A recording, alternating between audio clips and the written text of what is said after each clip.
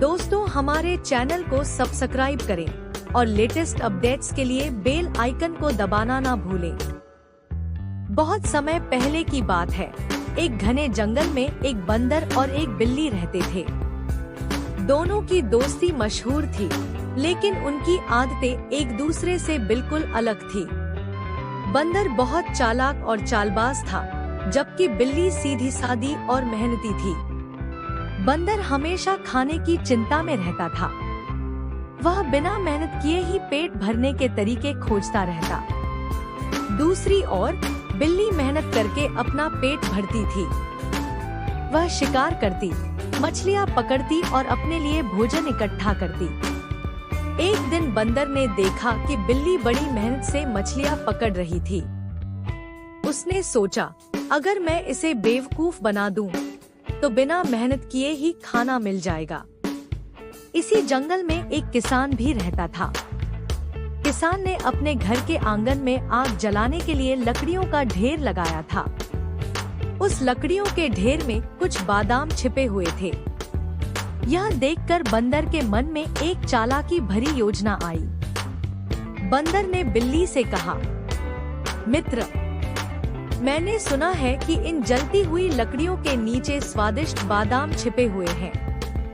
अगर हम इन्हें निकाल लें, तो हमें बहुत ही स्वादिष्ट खाना मिल सकता है। बिल्ली को यह विचार अच्छा लगा, लेकिन उसे आग से डर लग रहा था। उसने कहा, लेकिन लकड़ियों में आग लगी हुई है। अगर मैंने हाथ डाला तो जल जाऊंगी।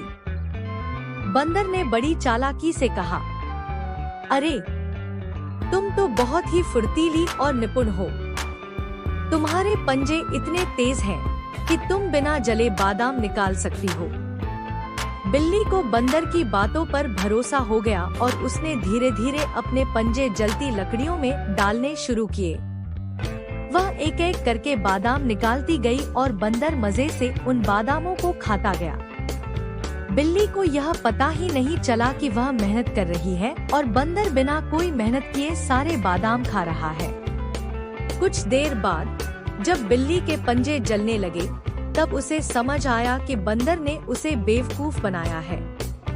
जब उसने पीछे मुड़कर देखा, तो सारे बादाम बंदर खा चुका था और बिल्ली के हिस्से में केवल जलन और दर्द आया था। बिल्ली को बहुत गुस्सा आया और उसने बंदर से कहा, तूने मुझे धोखा दिया। मैंने मेहनत की और तूने आराम से सब कुछ खा लिया।